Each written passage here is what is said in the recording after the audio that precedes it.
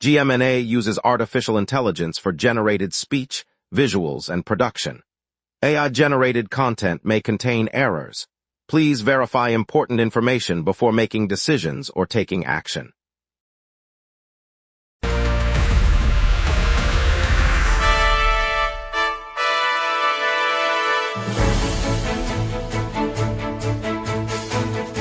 Live from the GMNA News Center, this is the Lunch Break News Hour. Good afternoon, Montreal. Quebec just unveiled a cost of living relief package, slashing vehicle registration fees and delivering direct payments. Over in weather, we're under a thick overcast at 19 degrees, warming to 21 by noon. And the community's honoring a local hero today. Jeff Laflamme, I know you've got thoughts on this. The city just honored a longtime volunteer who's been feeding seniors for 20 years, and kids received certificates for their kindness projects across neighborhoods. That's heartwarming, Jeff.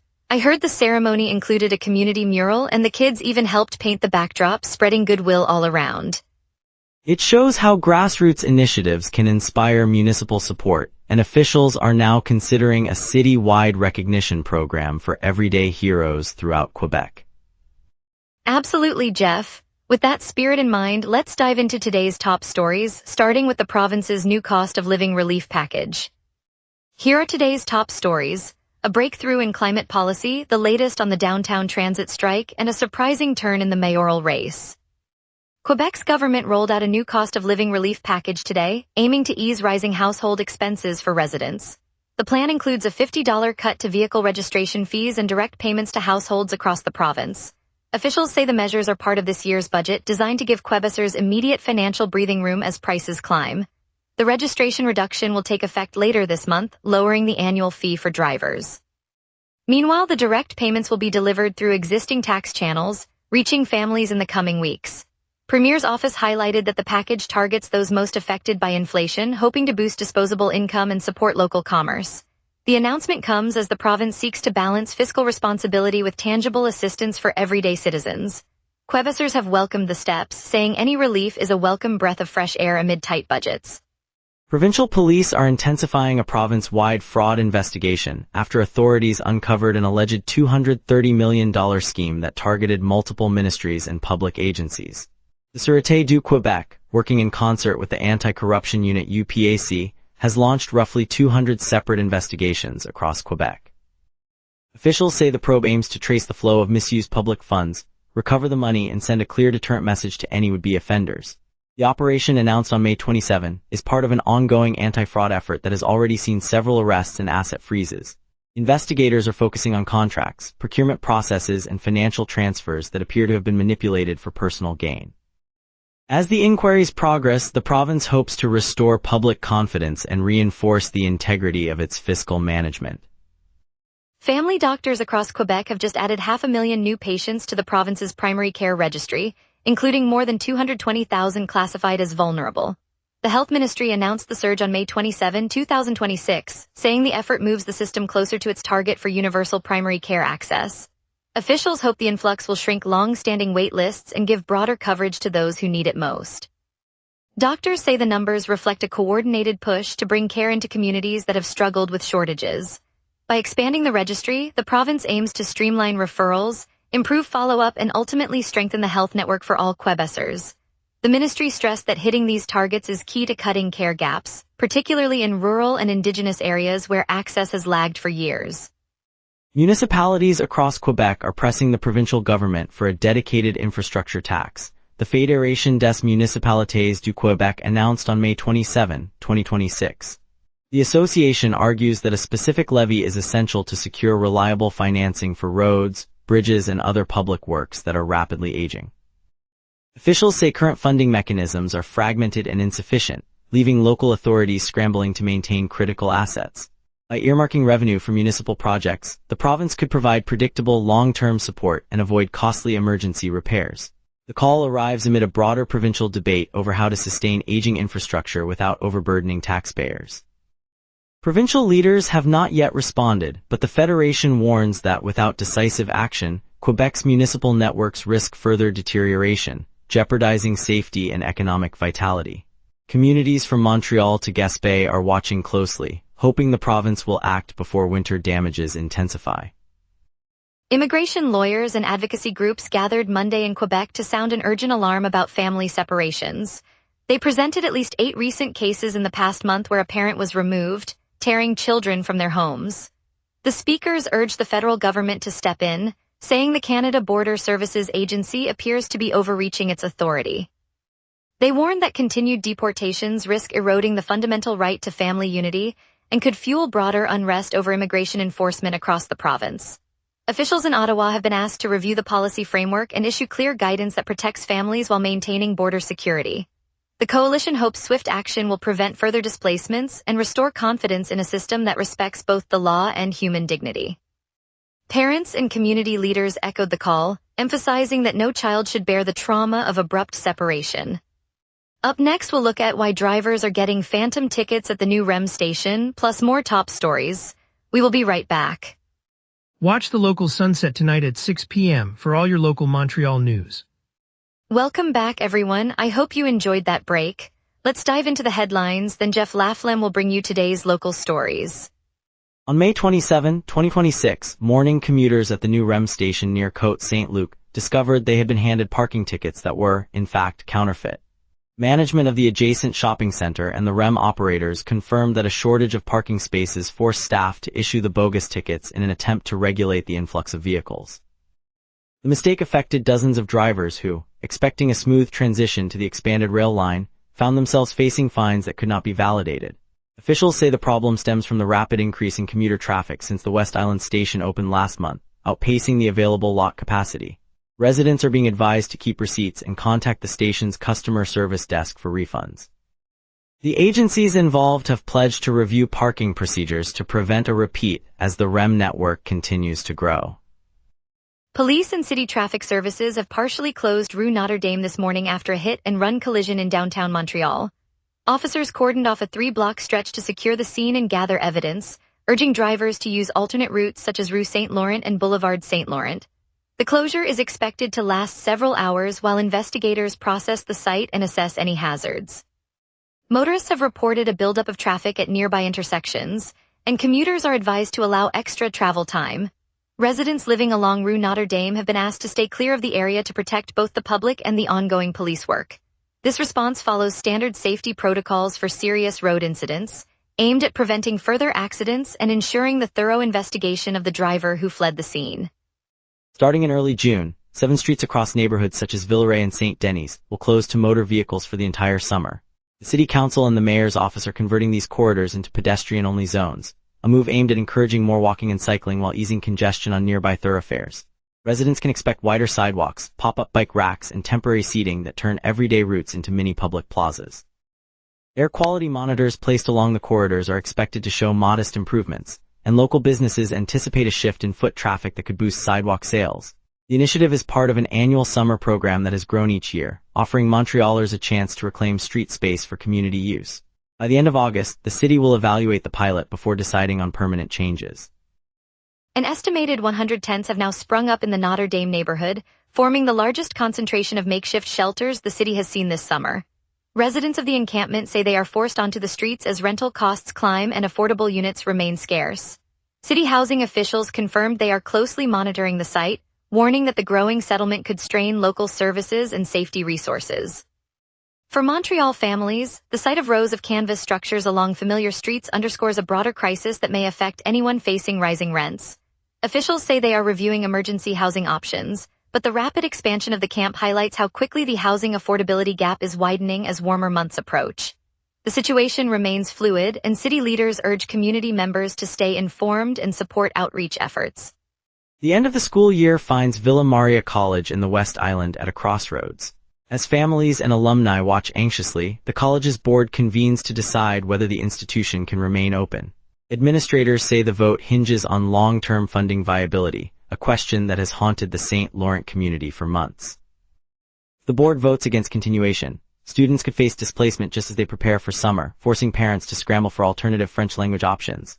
Alumni gatherings this spring have underscored the school's role as a cultural anchor, adding emotional weight to the financial calculus. Board members are expected to announce their decision shortly after the May 27, 2026 meeting, leaving the neighborhood poised for either relief or another chapter of uncertainty. Local businesses also fear the ripple effect on downtown traffic and patronage. Let's see how this overcast will shape your afternoon, starting with the latest forecast. Right now, Montreal sits under a thick overcast with a temperature of 19 degrees, feeling just the same. Humidity is 65%, and a gentle breeze from the northwest pushes at about 12 kilometers per hour. From noon onward, we'll see the temperature climb to 21 degrees, still under clouds. By mid-afternoon, the mercury reaches a comfortable 23 degrees, and the sky clears a bit into partly cloudy. As we head toward evening, the clouds thicken again, and the temperature drops to 17 degrees by 7 o'clock. The day will stay dry with no rain in the forecast. Sunset will paint the horizon at 8:30 this evening, giving us a bit of extra light for those out and about. Let's now turn to the 5-day outlook. Looking ahead, the next 5 days bring a mix of clouds and a few rain chances. Thursday starts with an overcast sky, a high of 17 degrees and a low of 10 degrees, keeping the feel cool and steady. Friday brings a slightly warmer high of 20 degrees, but a chance of rain at 60% will bring occasional showers in the afternoon. Saturday stays overcast with a high of 16 degrees and a low of 8 degrees, and the rain probability drops to 45%, so you might see light drizzles. Sunday finally clears up with a bright sky, a high of 19 degrees and a low of 8 degrees, offering a pleasant finish to the weekend. Expect the temperature to swing a few degrees each day, and keep an umbrella handy for Friday and Saturday. That's the outlook for the coming days. Enjoy your plans. Traffic snarling, Picnic Electronic lights up the evening, and the chamber spotlight shines on Clerk AI's new hub. We will be right back. Watch the local sunset tonight at 6 p.m. for all your local Montreal news. The biggest headache right now is the major hindrance at the Turcotte Exchange, specifically the St. Jacques access. Traffic is backed up for several kilometers and drivers are reporting stop-and-go conditions. A second significant choke point is the service lane that runs between Boulevards Henry Bourassa and Gouin, where a major obstruction is forcing traffic onto the main lanes and creating long queues. A similar blockage persists on the opposite stretch between Gouin and Henry Bourassa, compounding the delay. In La Vieille, the service lane under Boulevard Samson remains closed for construction, spilling extra volume onto the nearby highways. Minor issues are still present on the Descartes autoroute at the Côte Saint-Luc entrance, and at exit 64 where SHAI Arbrook and St. Jacques intersect. No transit disruptions have been reported this morning. Expect the congestion to linger through the early afternoon, especially on the east-west corridors, before traffic gradually eases. Picnic Electronic lights up Parc Jean Drapeau today, with world-class DJs and local talent spinning under the sun, perfect soundtrack for a summer lunch break. Grab a bite from food trucks and let the beats carry you through the afternoon. Starting tomorrow, Festival Trans Amériques bursts onto the city's stages, delivering daring theater and dance through early June, and it's the cultural buzz you won't want to miss. Early shows pop up in the Old Port, so you can slip a performance between meetings. The Go Bike Montreal week rolls on through Sunday, featuring the nighttime Tour La Nuit and a scenic island loop, so cyclists can trade traffic for fresh air and city views. Night riders enjoy illuminated routes and pop-up DJ stations, turning the city into a party. Finally, the Altergoat Sports Challenge wraps up at Complexe Sportif Claude Rabia on Friday, showcasing adaptive competition and community spirit. It highlights inclusive sport, proving anyone can compete at a high level. Montreal's Canadiens fell 3-2 to the Carolina Hurricanes on Tuesday, evening the Eastern Conference Final at 2-2. The loss forces another showdown tonight in Raleigh, a game that could swing the series toward a decisive Game 5. In the women's game, the Victoire capped a flawless postseason by clinching the PWHL Walter Cup, with forward Marie-Philippe Poulin earning playoff MVP honors. Their triumph solidifies Montreal's place at the summit of professional women's hockey as the league looks ahead to the off-season showcase. Across the city's soccer scene, CF Montreal salvaged a point with a 4-4 stalemate against DC United last weekend. The draw keeps the impact in the mid-table chase, but with the regular season winding down, the next test won't arrive until mid-July against Vancouver FC. Both clubs will be counting on depth and a little luck as the calendar tightens. Clerk AI, opening its new engineering hub in the vibrant Platier neighborhood of Montreal, is turning the city into a playground for cutting-edge artificial intelligence.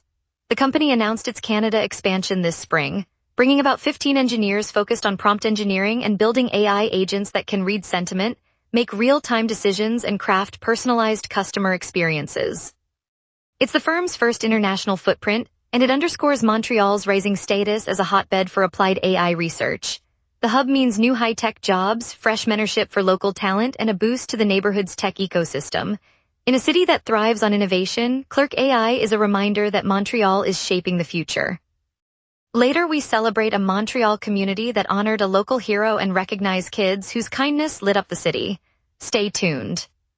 Coming up tonight at 6, the local sunset. Your neighborhood, your city, your news. From city hall decisions to the stories happening right on your street, we cover what matters most to Montrealers. Join us tonight at 6 p.m. on GMna for the local sunset, Montreal's evening newscast. The Montreal Canadiens fell in overtime, a 3-2 defeat to the Carolina Hurricanes that snaps their momentum and drops them behind in the series 2-1 at the Bell Center. Fans were left stunned as the clock hit 0, and the Canadiens now face a must-win to stay alive. Carl Dumont is there. Carl Dumont. Thanks, CJ Waterhouse. The roar of a packed Bell Center washes over me as the lights dim and the scoreboard flashes 3-2 in favor of the Hurricanes.